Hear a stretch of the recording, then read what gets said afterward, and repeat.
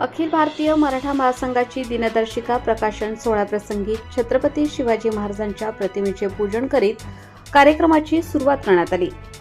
माननीय नामदार दादासाहेब भुसे साहेब यांचे विशेष सहकार्य लाभले, तर ज्येष्ठ नेते सुरेश नाना निकम हे कार्यक्रमाच्या अध्यक्षस्थानी होते।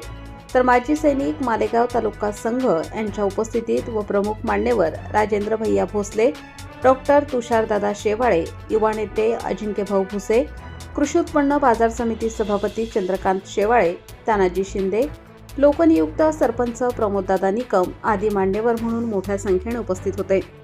या कार्यक्रमाच्या निमित्ताने डीआयजी प्रकाश अमृत निकम, डॉक्टर विनायक गंगाधर निकम, संजय नामदेव महाले यांना मराठा भूषण पुरस्काराने सन्मानित करण्यात आले, तर आईवडिलांचाही सन्मान चिन्ह देऊन सन्मानित करण्यात आले। तर प्रगतशील व प्रयोगशील शेतकरी विनोद कृष्णाजी जाधव, श्री निरंकार राजाराम निकम, महेश रवींद्र पवार यांची डाळिंब इस्टेट महाराष्ट्र राज्याच्या संचालकपदी निवड झाल्याबद्दल तसेच मराठा भूषण सन्मानाने सन्मान चिन्ह देऊन सन्मानित करण्यात आले।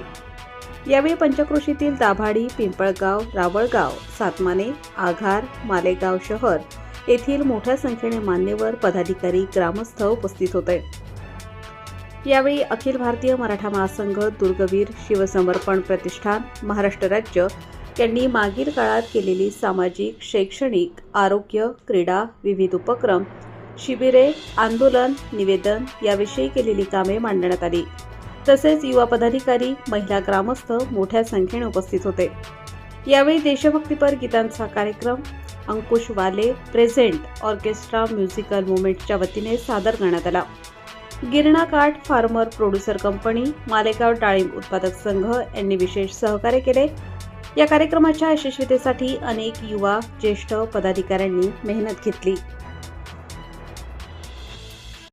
ताज्या व महत्त्वाच्या बातम्या बघण्यासाठी प्ले स्टोअरवर जा, प्रबलभूमी ॲप डाउनलोड करा व या धावपळीच्या जीवनात अपडेट रहा।